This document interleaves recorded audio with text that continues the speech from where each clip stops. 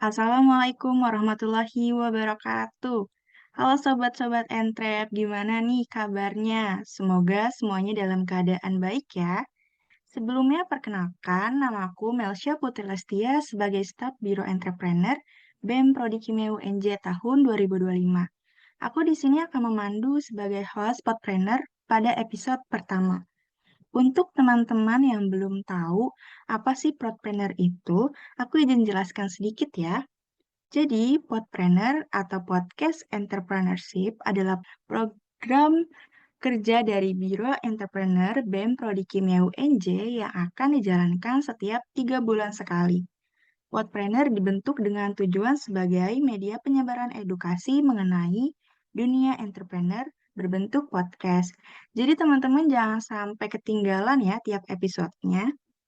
Untuk tema Podpreneur pada episode pertama ini yaitu From Lab to Life of Future Makers Formula for Her Dreams. Dengan narasumber kita nih yang kece banget yaitu Kak Fadila Bribtu Nurhaliza. Oke, tanpa berlama-lama lagi, kita langsung aja kali ya ke sesi yang paling ditunggu-tunggu. Halo Kak Dila, apakah sudah terhubung? Halo Moya, sudah terhubung. Gimana nih kabarnya Kak? Udah mulai pusing belum nih Kak sama daging kurban? Alhamdulillah pusing. Nah, Moya sendiri gimana nih kabarnya? Aku alhamdulillah baik selalu ya Kak. Oke, mungkin kita mulai dari perkenalan diri Kakak dulu kali ya, biar teman-teman Entrep nih makin kenal gitu Kak. Oke, halo teman-teman semuanya. Perkenalkan, nama aku Fadila Bribtun Rahaliza. Aku bisa dipanggil Dila. Aku mahasiswa Kimia Universitas Negeri Jakarta angkatan 2022. Di sini aku sebagai owner dari Globaliza yang menjual berbagai merek produk kecantikan dengan harga yang murah. Salam kenal teman-teman semua. Salam kenal Kak Dila, keren banget nih Kak Dila udah jadi pembisnis sukses di usia muda. Pasti Sobat Entrep nih udah banyak banget nih Kak pertanyaannya. Kalau eh, aku boleh langsung aja kali ya Kak ke pertanyaan yang pertama. Boleh banget tuh. Apa pertanyaannya? Oke, jadi sebelumnya nih, apa sih alasan kakak untuk memulai bisnis ini, Kak? Oke, jadi alasannya tuh awalnya karena aku takut jadi orang yang gagal. Nah, ini tuh sebenarnya ada backstory-nya teman-teman. Mungkin aku agak cerita sedikit. Jadi sekitar setahun yang lalu, itu tuh aku ngerasa tabungan aku tuh stuck di segitu-segitu aja gitu. Dan aku pengen nambah tabungan aku dengan cara mulai bisnis. Tapi aku masih nggak tahu tuh mau bisnis apa dan ragu juga, takut gagal dan malah aku rugi gitu. Tapi beberapa hari kemudian ketika aku lagi scroll-scroll video di salah satu platform sosial media, itu tuh ada video dari motivator yang bilang kalau misalnya orang yang gagal itu adalah orang yang takut gagal, orang yang takut mencoba, dan orang yang takut ini itu. Di situ aku ngerasa kayak kesentil gitu, kayak oh ya udah dari situ aku bertekad mulai bisnis dan karena yang paling aku paham dan paling gak asing bagi aku itu adalah produk kecantikan, jadi aku mulai deh si bisnis kecantikan ini. Kayak gitu sih alasannya awalnya. Wih, keren banget, berawal dari motivator berarti ya, Kak? Iya, sebenarnya aku juga nggak expect sih awalnya dari motivator gitu. Nah, terus kalau dari alasan tersebut gitu ya, Kak, karena Kakak melihat motivator, takut gagal gitu, Kak. Terus gimana sih Kakak bisa melihat nih peluang bisnisnya gitu, Kak? Oke, kalau terkait peluang bisnisnya, awalnya tuh aku lihat dari tren pasar dan sebenarnya itu ngelihat dari refleksi dari diri aku dan juga orang sekitar aku gitu, di mana produk kecantikan tuh kayak skincare, body care dan lain-lain itu kan udah jadi kebutuhan bagi kita ya, apalagi yang wanita gitu. Dan bahkan sekarang juga banyak pria yang menggunakan produk kecantikan gitu. Nah dari situ aku ngerasa kalau produk kecantikan itu punya pasar yang luas dan juga terus tumbuh gitu. Nah, selain lihat tren pasar, aku juga ngelihat perilaku konsumen, di mana kalau aku lihat dia tuh banyak banget kan konsumen yang pasti mau dapat harga yang paling murah, tapi kualitas produk yang mereka dapetin tuh baik gitu. Nah, dari situ aku ngerasa yakin nih buat buat jalanin usaha produk kecantikan dengan harga yang murah karena mempunyai peluang yang cukup menjanjikan untuk dijalani kayak gitu. Wih, keren banget ya Kak Dila ya. Tapi udah sekeren ini, Kakak nih sebenarnya punya pengalaman nggak sih Kak atau pengetahuan gitu tentang bisnis sebelumnya gitu Kak? Terlebih kan ya, Kakak kan jurusannya beda gitu ya Kak, nggak ada unsur bisnisnya gitu Kak. Kalau pengalaman sendiri tuh sebenarnya emang waktu SMA aku beberapa beberapa kali tuh punya bisnis sama teman aku. Aku sempet bisnis skincare juga, terus juga pernah bisnis case HP juga, terus juga pernah bisnis korek custom juga. Cuma ketiga bisnis itu tuh aku jalanin sama teman aku gitu. Tapi kalau bisnis sekarang aku jalanin sendiri. Dan kalau untuk pengetahuan bisnis sih aku dapet secara otodidak aja sih dari pengalaman-pengalaman aku sebelumnya kayak gitu. Wah, jadi belajar sendiri gitu ya Kak. Iya. Nah, kalau dari Kakak sendiri nih kan tadi belajar otodidak gitu ya Kak. Terus gimana sih cara kakak nih untuk menarik konsumen gitu? Apakah ada tipsnya kak? Apalagi kan di era marketplace gini ya kak, udah banyak banget nih apa toko-toko yang dapat diakses gitu kak dengan mudah. Oke, kalau dari aku sendiri, cara aku narik konsumen tuh yang pertama tentang harga sama kualitas ya. Emang itu yang paling aku tonjolin di usaha aku yang ini. Aku tuh ngasih barang dengan kualitas yang baik gitu dan ori, tapi harga yang aku kasih juga murah banget gitu.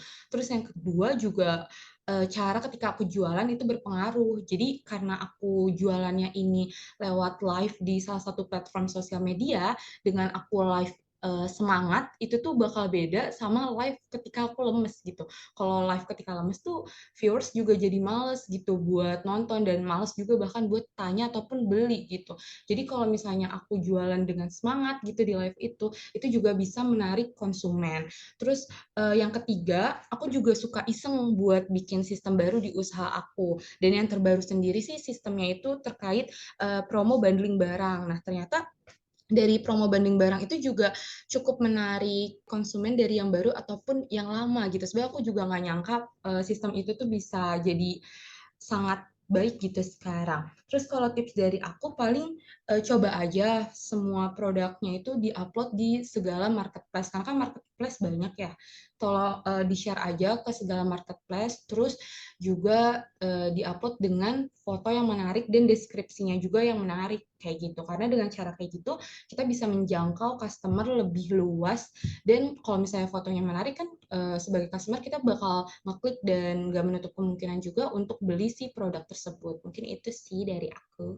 Iya sih kak jujur, aku juga kalau ngelihat ada orang nih live di platform belanja gitu ya kak, itu kalau lagi, walaupun aku nggak butuh, kalau misalkan yang live-nya tuh seru banget, aku pasti bakal check out sih kak. Nah untuk selanjutnya nih kak, pertanyaan selanjutnya. Kan sekarang nih banyak banget ya Kak bisnis-bisnis yang cuma bertahan sebentar gitu Kak. Yang karena FOMO doang. Nah dari Kakak sendiri ada nggak sih tipsnya nih untuk jaga jaga dan mempertahankan agar bisnis kita tuh tetap berkembang, nggak cuma ikut-ikutan aja gitu Kak? Oke, kalau cara aku pertahanin bisnis sendiri, kalau yang pertama itu aku memahamin kebutuhan karena merek produk kecantikan itu banyak banget ya. Dan kadang kalau misalnya lagi live gitu tuh banyak calon pembeli ataupun viewers yang suka nanya, tapi aku nggak punya produk itu gitu. Nah, dari situ aku kadang suka cari tahu nih produknya itu apa, manfaatnya apa, terus apakah dia itu high demand gitu. Nah, kalau misalnya menurut aku dia high demand dan oke untuk dijual, biasanya aku mulai stok tuh sedikit demi sedikit si barang itu karena dengan cara itu aku bisa nambah customer aku di hari-hari selanjutnya. Terus yang kedua juga aku tuh sangat menjaga kualitas pelayanan dan kecepatan pengiriman gitu. Karena sebagai customer pasti siapa sih yang nggak pengen gitu dilayanin secara baik gitu dan siapa juga customer yang nggak mau dapet barangnya secara cepet gitu kan.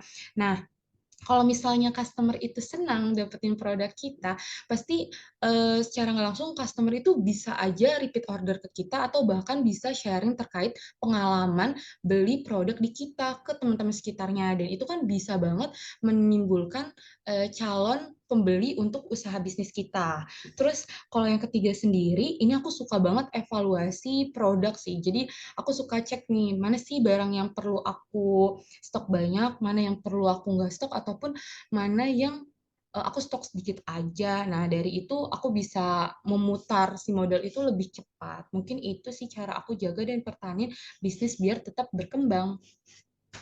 Wih, keren banget nih jawaban dari Kak Dula, selalu keren gitu ya. Jadi aku penasaran nih orang sekeren Kak Dula nih, apakah pernah nih ada keraguan untuk memulai bisnis gitu Kak?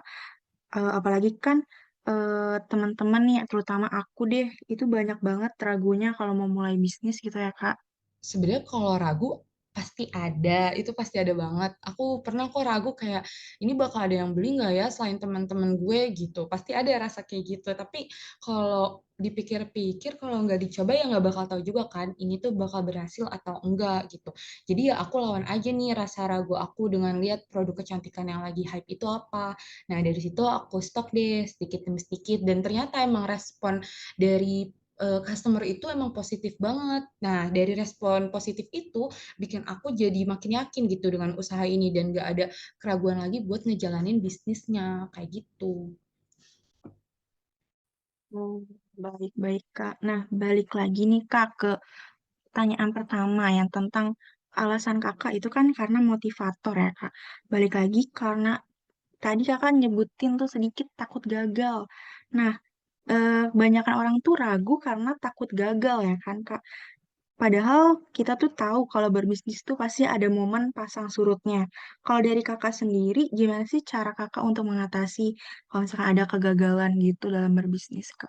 Oke, jadi emang bisnis kan emang gak selalu lancar-lancar terus ya, Moya bener banget. Tadi Moya bilang kayak gitu, kayak aku juga selama usaha ini gak lancar-lancar terus. Pasti ada aja nih masalah yang aku hadapin, kayak aku beberapa kali rugi karena pas barang sampai ke customer tuh rusak gitu. Padahal aku juga udah berusaha packing sebaik mungkin gitu. Terus aku juga pernah barang aku udah aku stok ternyata dia nggak laku-laku gitu. Itu bikin aku stuck juga. Terus juga ada masalah-masalah kayak barang yang salah kirim itu juga pasti masalah-masalah kayak gitu kan bikin aku sempet sedih dan down juga ya. Tapi dari masalah-masalah itu juga aku belajar nih buat memperbaiki sistem dari bisnis aku sendiri. Kayak dari situ kan aku tahu nih cara packing yang baik kayak gimana, terus aku juga harus lebih teliti lagi dalam packing barang gitu. Terus juga aku juga harus tahu nih konsumen tuh butuhnya produk-produk kayak gimana gitu. Nah, dengan mempelajari dari masalah-masalah tersebut, di situ aku jadi tahu nih seluk-beluk terkait bisnis aku dan bisnis aku bangkit lagi nih, nggak jadi gagal gitu Moya. Oke, keren banget nih Kak. Bisa langsung mengatasi kegagalan, rasa kegagalan itu ya Kak. Nah, tadi kan Kakak juga sempat nyinggung tuh Kak, kalau takut bisnisnya tuh ngestak gitu Kak. Pasti kan ada waktu kita tuh mulai bosen ya kan Kak. Apalagi bisnis ngestak, nggak ada kemajuan. Nah, menurut Kakak sendiri tuh gimana sih Kak cara yang baik untuk konsisten nih berbisnis di saat motivasi kita tuh udah turun, udah hampir nyerah gitu Kak? Kalau dari aku sendiri, cara jaga konsisten, kalau aku sendiri ya, kalau aku dalam menjalankan bisnis ini tuh, eh, kalau usaha lagi turun, aku suka evaluasi diri sih, evaluasi sistem usaha aku juga kayak, kenapa sih bisa turun? Pasti kan ada penyebabnya gitu ya. Dan kalau misalnya kita tetap jalanin sistem yang sama, pasti menurut aku itu nggak berpengaruh gitu. Jadi kita harus cek dulu apa sih yang salah dari usaha kita gitu, sampai usaha kita tuh bisa turun gitu. Nah, kayak beberapa minggu yang lalu juga aku sempet kayak live tapi viewers aku tuh turun banget gitu. Nah, di situ aku sempet down banget kayak rasa udahan kali ya ini jualannya gitu. Tapi kalau aku pikir-pikir lagi sayang banget gitu kalau misalnya diudahin apalagi peluang di bisnis ini tuh kayak besar gitu. Jadi aku coba buat ubah strategi tuh di situ yang tadinya live cuma nyorot produk di sini aku live nampilin wajah aku sambil infoin produknya gitu. Ternyata viewersnya malah lebih baik dan lebih naik banget dibanding sebelum-sebelumnya. Nah, dari situ aku belajar kalau misalnya konsisten itu emang penting, tapi harus dibarengin juga sama adaptasi. Dan kalau misalnya usaha lagi turun, ingat aja di awal kalian bikin usaha yang tadinya dari nol, terus udah sampai di tahap segitu, pasti tuh prosesnya panjang banget. Jadi menurut aku sayang aja gitu kalau diudahin. Kayak gitu, Moya. Oke, emang sih Kak. Tapi kan kadang emang kitanya pusing banget ya Kak. Jadi kadang suka emang menyerah sedikit gitu. Nah, untuk Kakak nih, tadi kan dikasih tahu cara menjaga konsistensi berbisnis. Apakah ada tips dan triksnya untuk teman-teman entrep yang mau memulai bisnis nih Kak? Apa aja sih yang harus dipersiapkan Kak? Oke, kalau tips dari aku mungkin yang pertama siapin niat dan mental ya, karena eh, harus serius gitu jalanin bisnisnya. Dan kalau misalnya pas awal-awal bisnis ternyata yang beli sedikit atau gak ada, itu jangan sedih teman-teman, tetap dijalanin aja gitu. Terus yang kedua juga riset produk, kayak apa sih produk yang emang pengen kalian jual, terus juga kalian harus tahu target pasarnya itu siapa. Jangan karena produknya lagi rame nih di sosmed kalian pengen ikutan jualan tapi kalian nggak tahu target pasar kalian siapa, nanti bingung jualan ke siapa. Terus yang ketiga juga rajin promosi, karena aku sering banget dapet cerita dari teman aku, mereka pengen usaha tapi mereka malu gitu buat share produk mereka tuh ke akun sosial media pribadi kalian gitu. Karena sebagai business owner, justru kalian gitu yang harus nonjolin produk-produk kalian kayak gitu. Dan yang terakhir, jangan takut gagal. Pokoknya dicoba dulu aja karena kita emang nggak tahu ini bakal berhasil atau enggak. Kayak gitu mau ya tips dari aku. Ih, keren banget nih. Jangan lupa dicatat ya teman-teman Entrep ilmu mahal dari Kadulahnya. Mungkin karena tadi merupakan pertanyaan terakhir nih Kak dari aku.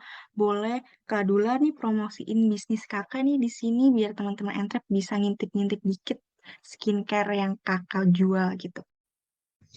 Oke, jadi buat teman-teman yang lagi nyari skincare, yang skincare-nya habis, yang makeupnya habis, yang masih pengen stok-stok barang tapi duitnya lagi sedikit, nah kalian bisa langsung aja cek Instagram bisnis aku, glow_by_za. Di situ aku udah share dan upload semua produk yang aku jual dan harganya tuh murah-murah banget. Dan tenang aja teman-teman, walaupun harganya murah, barangnya itu aku garansi 100% kalau itu adalah barang ori, dan garansi juga uang kembali kalau barangnya yang kalian dapetin itu nggak ori. Jadi kalian langsung cek aja Instagramnya dan jangan lupa beli. Mungkin itu aja dari aku, mau ya. Oke, terima kasih banyak ya Kak ilmunya. Dan jangan lupa juga nih teman-teman Entrep dikepoin Instagramnya Kak Dula. Jangan lupa juga dibeli. Terima kasih banyak Kak untuk ilmu yang sangat bermanfaat dan sangat menginspirasi aku dan juga pastinya teman-teman Entra. Sekian Podpreneur episode pertama kali ini. Aku Melsha Putri Lestia.